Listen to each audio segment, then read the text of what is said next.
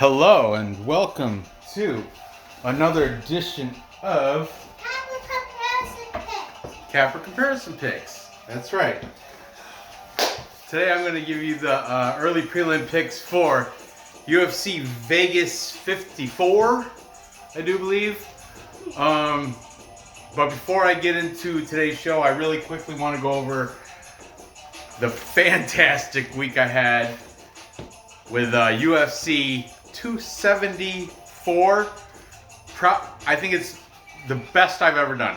I went 12-2. I only lost 2, and one of them really was kind of a robbery. But the last one I really did lose. But anyway, I'm gonna quickly go through this card, not in order, but I'm gonna go through the card nonetheless, and just breeze over. I'm not gonna spend too much time in it, but I'm not going to gloat, I'm not going to brag, but I did do a very good job this weekend.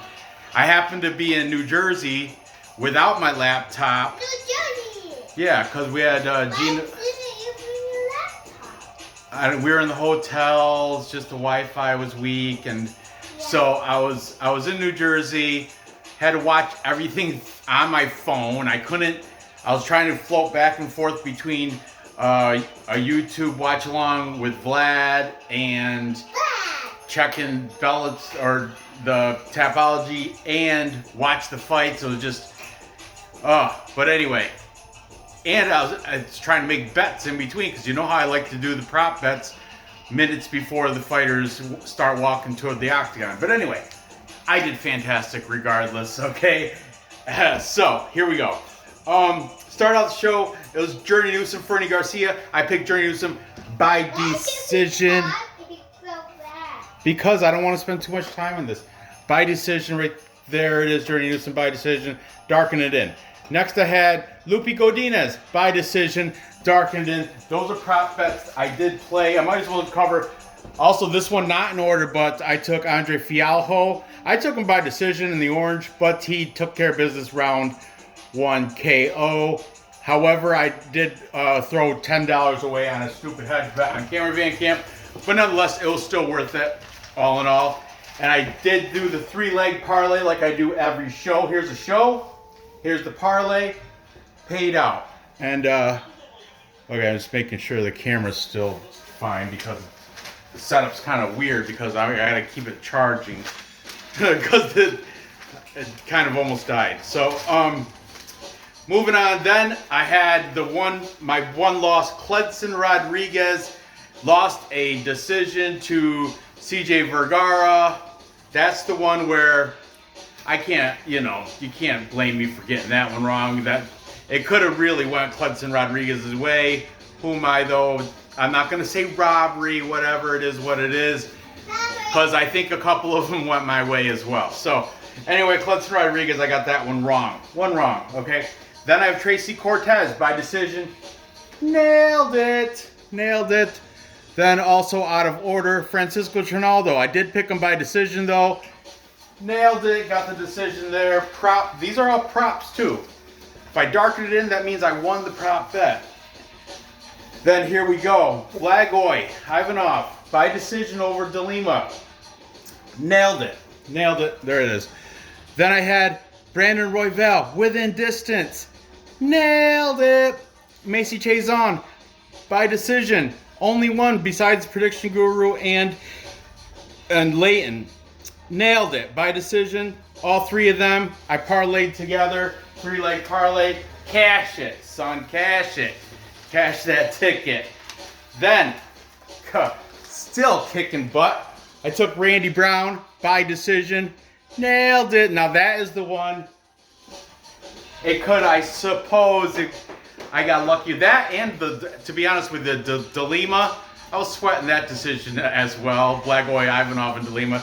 But Randy Brown, Chaos Williams, a little nervous there. A little nervous, but nailed it. You guys all know Cowboy Cerrone pulled out, so that didn't count. Then I had OSP. I had him within distance, but it went to split decision. Still color it green, so there's another 3-leg parlay. The Cowboy was taken out of it, so it was just a 2-leg parlay. Still cash it all the same. Doesn't matter. And finally, I had Michael Chandler by decision, but he took care of business, TKO round 2. I had Carla Esparza by decision. Thankfully, she won the decision in one of the worst atrocities in female MMA I've ever seen. That was a horrible fight. They didn't even look like a UFC caliber fight. It looked like I was watching less than Invicta. I think I've seen better female fights at Walmart. It was a very bad fight between Thug Rose and Carla Esparza, but nonetheless, I picked the right side there. Carla Esparza nailed it, decision. And finally, got the last fight, the main event, wrong. I was taking Justin Gaethje by TKO. He didn't get it because Charles Oliveira got the submission round 1. So overall, 12-2. Not a bad night. Very good. And what was the best is I had, check it out on, I had this parlay. I posted it in Instagram. And it was a prop parlay too. I had Blagoy Ivanov by decision, Randy Brown by decision, then Macy Chiasson money line, and Journey Newsom money line. Those 4 altogether paid out, I think, not a plus 987 or something ridiculous, or 970 something. Anyway, I threw $10 on that parlay. Cash it in. I got $900 and something off that. I used PointsBet for that one. You can't prop parlay on BetOnline, but PointsBet.com, you can prop parlay picks in that, and that's what I did. And I am so proud of that. That's probably one of my best 4-leg prop parlay. So actually, I don't prop parlay hardly ever. I did it because on Layton's UFC Gambling Addicts last week, he said, please pick 4 straight bets. And I said, I'm going to give you 4 plus money straight bets. And I did. I propped him to make him plus money. It's on his channel. And then, of course, I did them straight. And I did them as a parlay. And it paid out wonderfully. So that was last weekend. 12-2. Still searching for that perfect card. But who knows? Maybe I can get it this weekend. I'm on a roll, guys. I'm feeling good. Feeling good about this. We got UFC Vegas 54. I'm going by the order on Tapology, so forgive me if this is if the order changes, because often it does. But right now, the first fight, the curtain jerker, according to Tapology order, when I wrote this paper down, was Nick Maximov and André Petrovsky. Very, very good fight. It's potential to be fighted now. I know it's wrestler versus wrestler, so it's going to be a very interesting fight. And let me say, the line is wide. I don't care who you are, what you say. The line is ridiculous. Because we've got Nick Maximov at undefeated. Yeah, that's nice. Minus 375. That's kind of ridiculous. Going against a very live André Petroski. Petrovsky, 7 and only 1 loss, a plus 310. Boo! Plus money. I love that. All right, let's talk about the favorite, Nick Maximov. First, he is coming in. Here's the younger fighter. He's 24. Petrovsky is 30. Nick Maximov trains out of the Nick Diaz Academy. He's representing very well out of there. He's coming off a nice win against Punahele Soriano, a split decision win. I had taken Punahele in that fight. And yet, I'm not mad that Maximov got split decision, because he deserves it. He beat him. Fair and square. He out-wrestled him. He had a good fight. Before that, he beat Cody Brundage in his UFC debut. Cody Brundage, I'm not high on him. I mean, yeah, he's got some decent fight wins in his past, but overall, Cody Brundage does not impress me. In the Contender Series, he had the win against Oscar Cota. I think that was the guy that was actually a heavyweight fighter.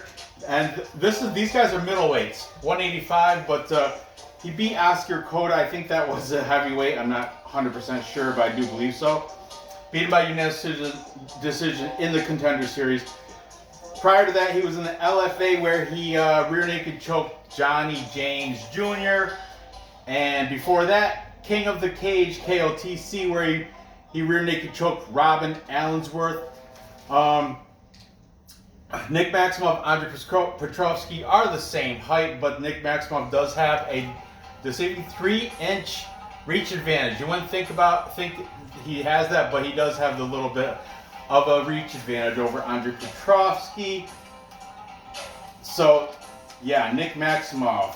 I tell you what, this dude, Nick Maximov, I don't know his full. I think he wrestled college Division III.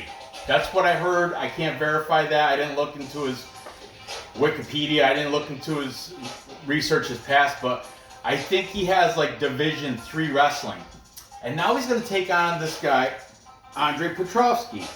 Petrovsky has D1 or D2. He's got a whole nother level, higher collegiate wrestling experience going on for him. Just saying. André Petrovsky, D1 or D2. Once again, I can't verify that. I did hear it though in some, I want to say Stat Diggers or something. But Petrovsky comes in with a record of 7-1. Unfortunately, he's coming off lackluster. I mean, he won.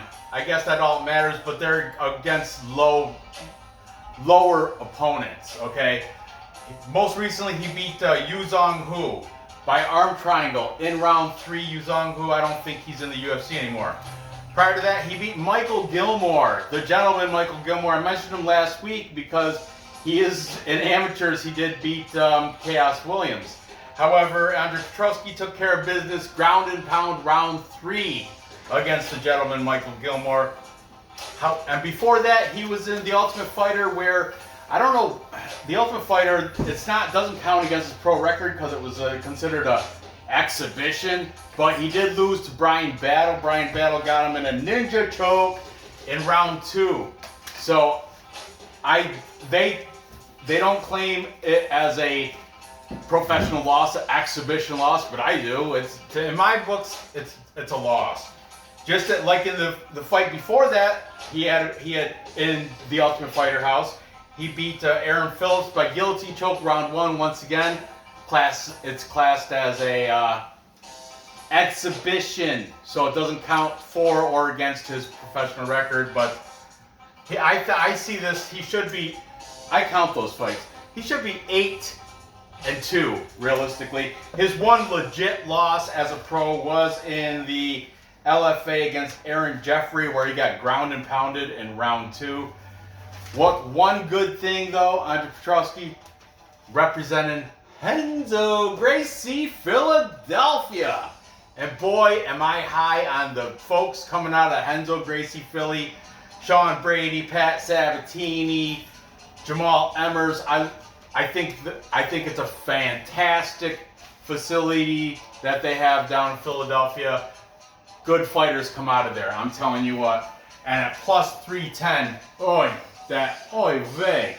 that is very attractive. Let's see what the cappers have to say in this one.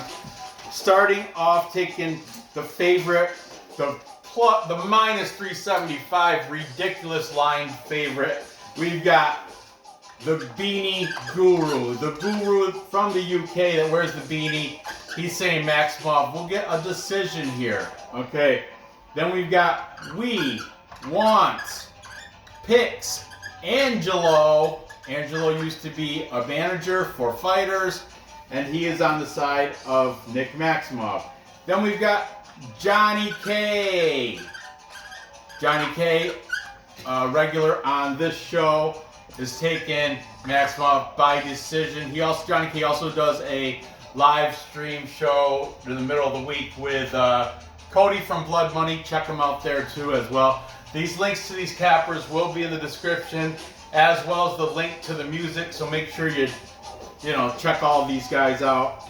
And the Trapanese is good too, I guess.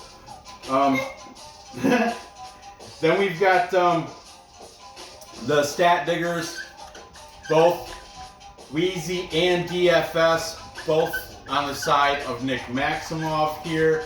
They just think his wrestling and jiu-jitsu is superior to Petrovsky. They actually said, they called it grappling. Maximov's grappling and jiu-jitsu is better. However, Petroski, if you want to separate it like grappling, wrestling, jiu-jitsu, Petroski has a better wrestling because he went to a better college.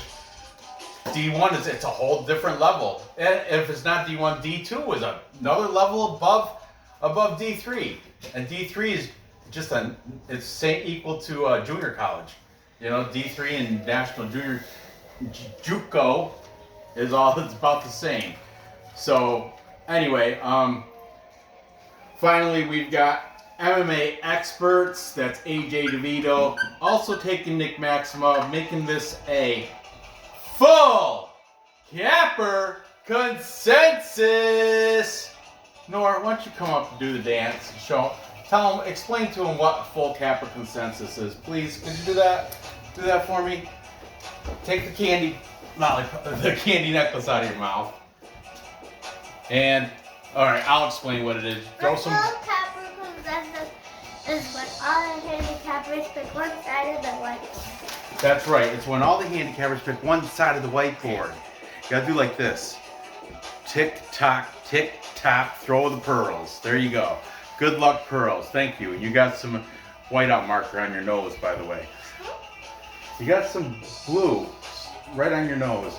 Maybe it's from candy. I don't know. But anyway, in this case, all the cappers from this show are on the side of Nick Maximov. Rightfully so. He's undefeated. He's been doing a fantastic job representing the Nick Diaz Army at minus 375.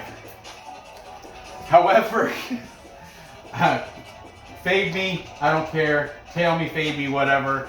I'm going out on a limb. I like Oscar Petrovsky. I have nothing negative to say about Nick Maximov except for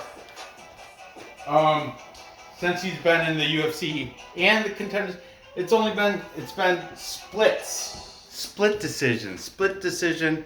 Unanimous against Cody Brundage. It's been decisions. He hasn't taken anybody out since the LFA days. I know he's only got the Contender Series and then two UFC fights, but it's just, I don't know. I'm trying to find, I like this. Plus money. I like the value here. I think if these guys fought 10 times, I think each one of them win 5. That's how close I think it is. I think Maximov probably should be a favorite, but not that high. Maybe, I don't know, maybe minus 140. That's personal belief here. And the big thing about Petroski, which I like, the facility, Renzo Gracie Philly. I don't ever bet against Renzo Gracie Philly students. I like that place.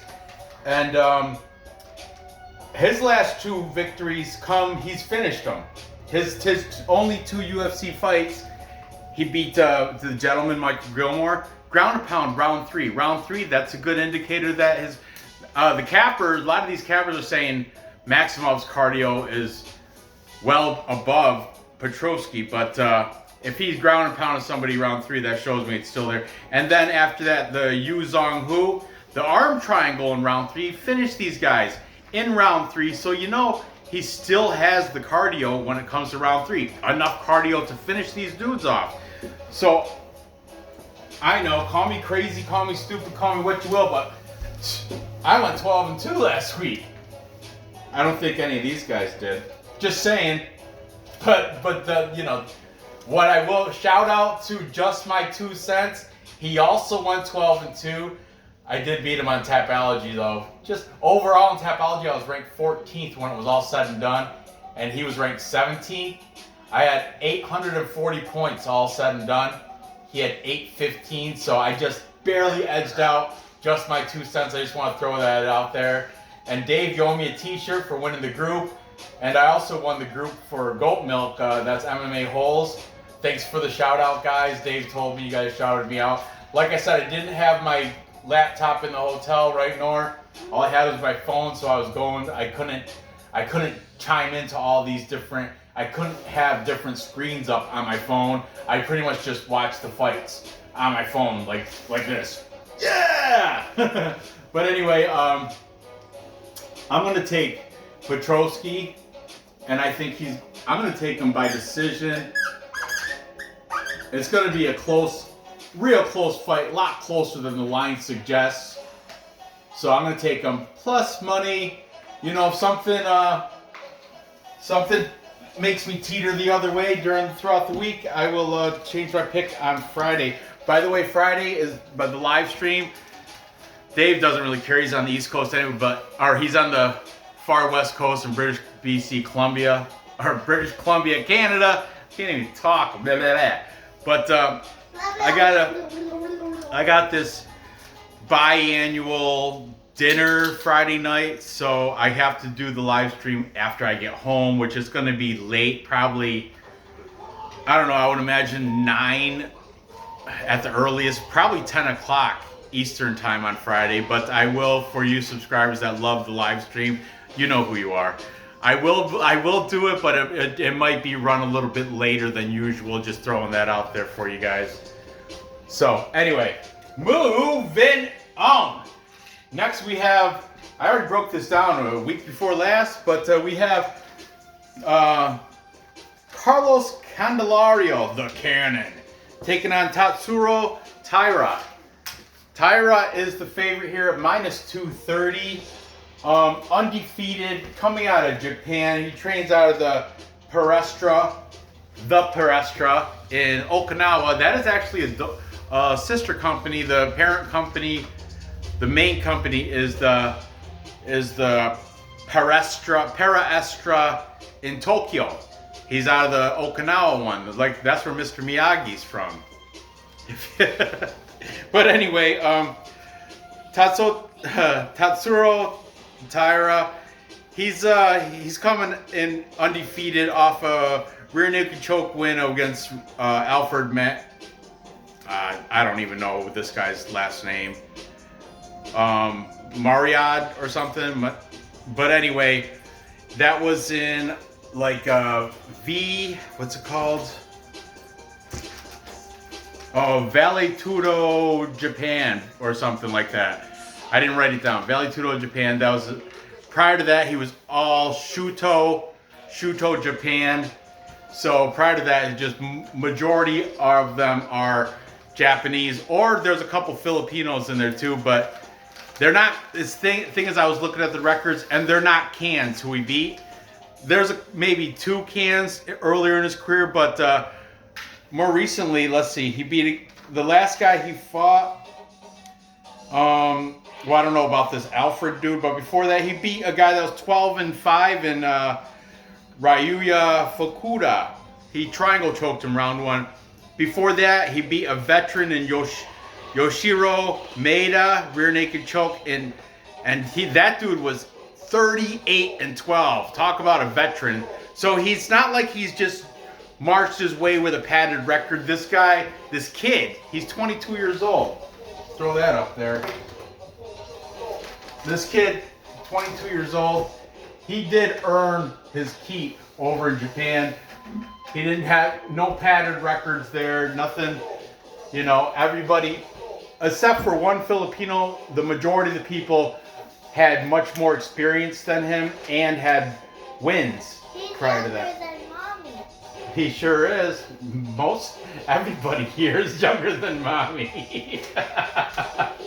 All right, let's talk about his opponent and Carlos Candelaria. The flyweight comes in off a loss in the Contender Series, but the loss was such a good fight that he got signed to the UFC regardless. It was against Victor Altamirano, split decision. I guess it could have went either way.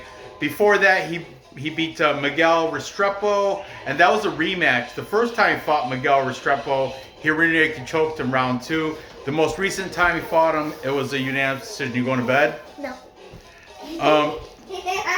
And in between there, he had CES, which is Classic Entertainment Sports. That's the Northeastern regional scene, like I think it's based out of Rhode Island or Connecticut or something, but you know, Rhode Island, Massachusetts, Connecticut, the northeastern regional scene, CES, Classic Entertainment Sports. He has a fight in Dana White's Contender Series again. And then a couple more CES, Timothy Wheeler, TKO round 1. Everybody else decision except for that rear naked choke against Restrepo. So he trains out of Connecticut, West Hartford, Connecticut, out of a place called Underdog MMA. I'm not too familiar with it, but good on the Cannon, Carlos Candelario. 30 years old, 8-1, plus money, plus 195 for Candelario. Taira is a minus 230.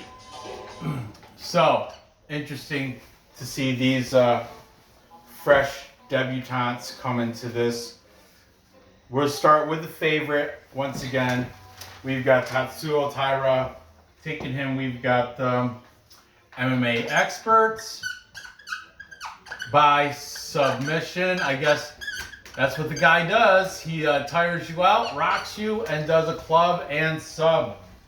That's how it usually goes. The stat diggers, also, both of them, Wheezy and DFS Brady, both saying, ooh, they're saying by decision actually, not by submission. Okay, good. Then we got Johnny K. Johnny is saying by submission. Angelo from We Want Picks, he's saying by decision. Okay, so everybody's on the side of Taira, but how? Couple by decision, a couple by submission. The Guru, the last capper on the show, MMA Guru, is saying by submission, round 1 too. Quick submission. He likes the Japanese Taira here to get it done. So this is another full capper consensus. Really, Nor? This was the one. This one's worth the dance. The other one wasn't even worth the dance. Okay. All right, I'm done. Anyway, full capper consensus here. Everybody's on the side of the Taira. This is, like I said, I covered this 2 weeks ago, and it was the same thing. It was a full capper consensus. And I think there might have been some similar cappers, but also I just remember when I did this 2 weeks ago, this was also everybody. I've yet to meet anybody taking the Cannon in Candelario, but I think he is a live pick. Plus 195. I'm not going to hedge it or anything. I'm going to go with the Japanese myself. Range. And I think, just like last time, I'm going to say by submission for that. Perhaps sign my name on this one. So, there you have that. Moving on. Now we have this banger of a strawweight female fight. We got Verna Jandiroba taking on Angela over the hill. I'm just kidding. Overkill Angela Hill.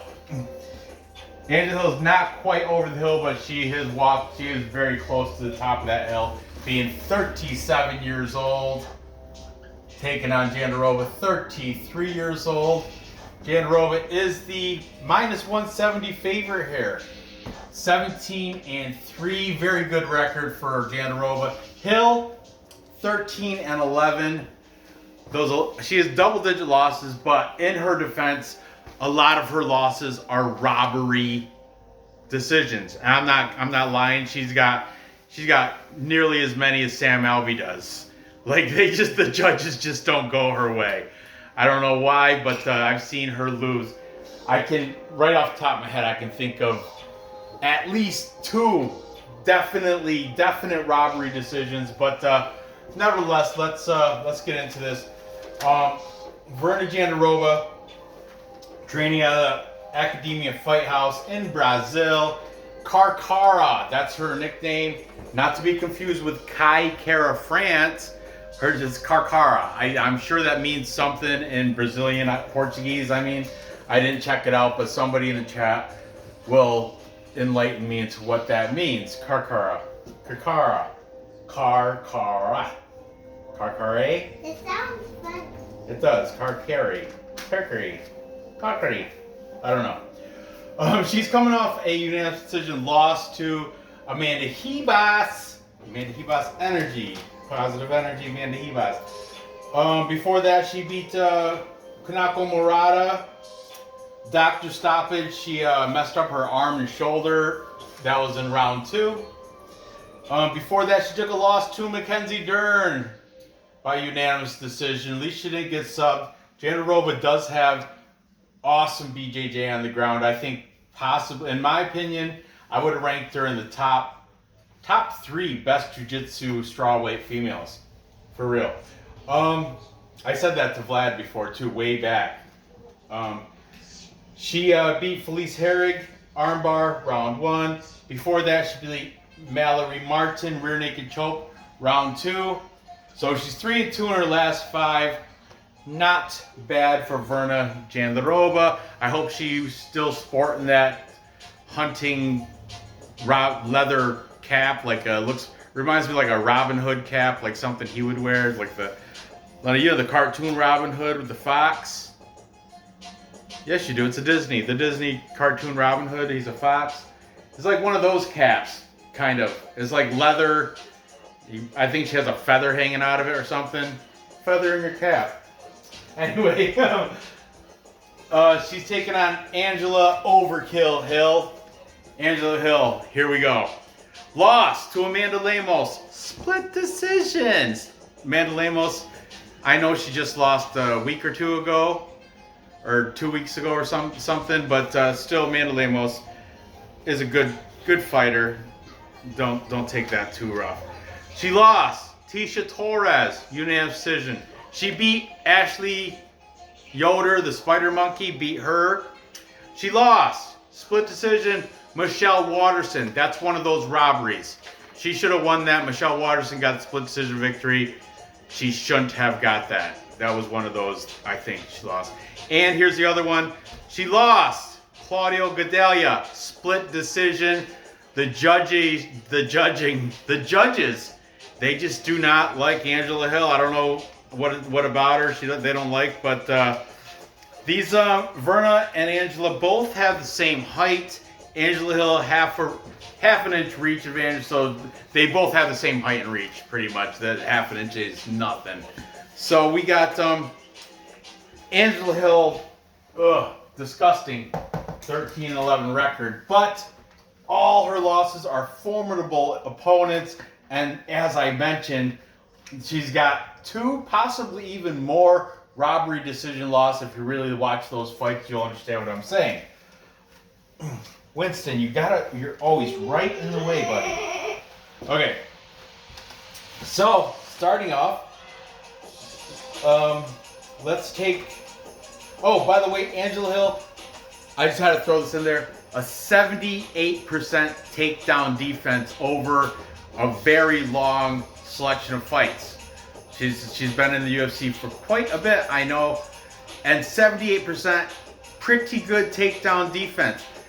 Angela Hill will be the better striker in this fight, but as I said, Jandarova, if it does get to the ground, that's the thing. Can it go to the ground? I don't know.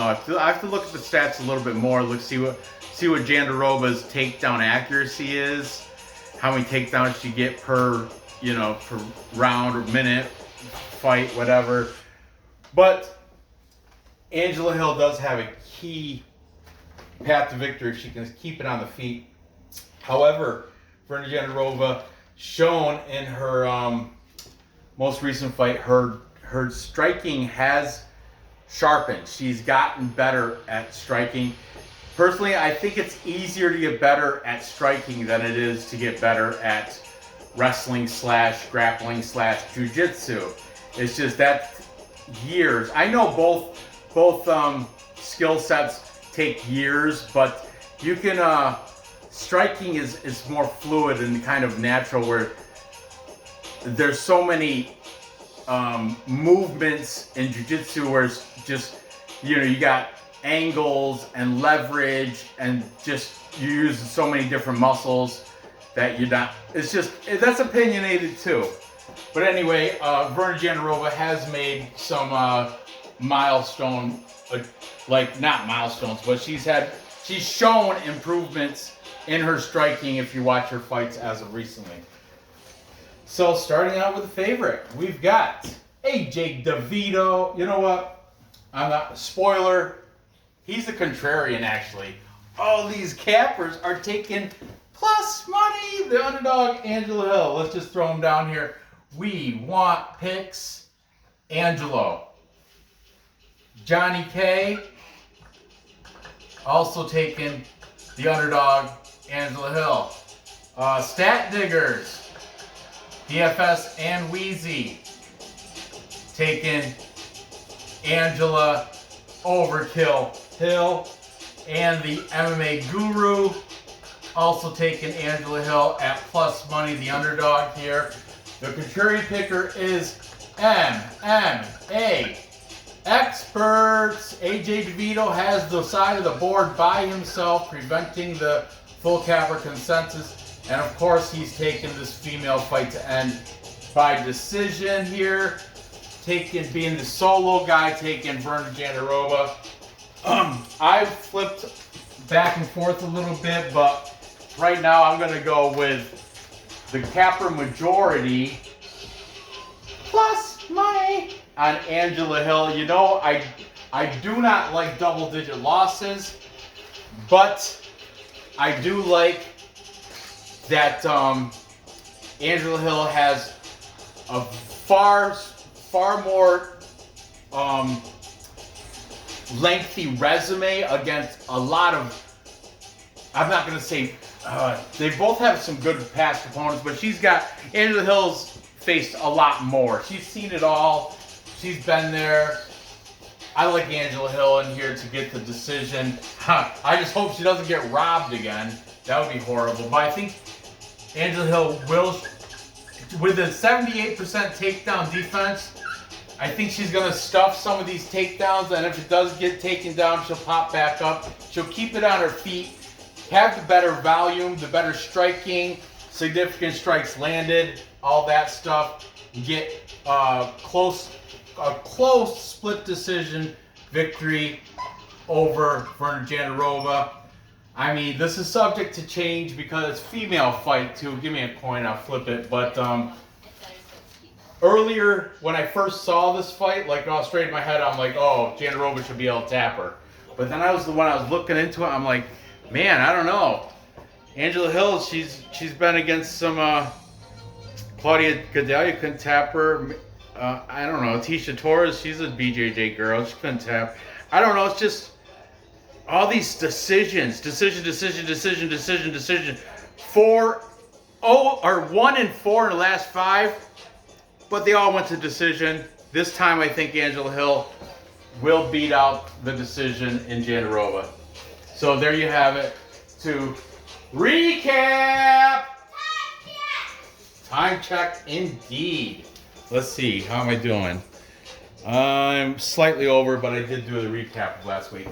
So, to recap, I'm taking the big underdog upset. André Petroski to edge out a decision. I'm not fading Maximov. He can very well take this fight, but I'm going out on a limb, taking Petrovsky. You can't say he is not UFC caliber. You can't say that. He's already got 2. He's undefeated in the UFC thus far. And he's coming from a fantastic facility in Renzo Gracie. That's where I do not bet against Renzo Gracie Philly students. I just don't do it. I can't do it. I'm going to stick with my pick here in Petrovsky. With Maximov, I will throw him in some DraftKings lineups. I'll probably do that. And you know what? I probably will throw him in a couple parlays, but not this parlay. This one I'm taking the plus 310 in the Division 2 or D1. I have to figure that out. Wrestler to edge out, to beat Maximov in the Raw Wrestling and get a decision victory here. Then I got Candelario. No, losing. I have Candelario losing to Taira. Taira's gonna. I'm predicting like a club and sub. He's gonna rock him, get him down to the ground, then finish it off with a rear naked choke, armbar, something. He's gonna club and sub. I got Taira by submission. Hopefully making that minus 238 plus money.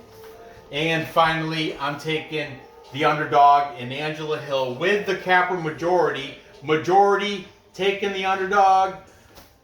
I got to go there. I'm not confident at all with my pick here, but that's my early prediction right now. That's subject to change. That's why you guys are going to have to stay tuned for the after the face-offs weigh-ins live stream on Friday night. So there you have it. Gather the info. Place those bets and cash those tickets. What, you want to say it? Gather the info. Place those bets and cash those tickets. So, thanks for watching. Give me that thumbs up. Subscribe if you haven't done that. Go ahead and check my picks from last week. I don't want to gloat, but I did pretty darn well. And say bye. Thanks, Nora. Stay tuned for tomorrow, where I cover some more prelim fights in this. It's only like 11 fights on this card, but nonetheless, a lot of spots to make some money. So thanks for watching. Good luck on your bets. I'll see you tomorrow.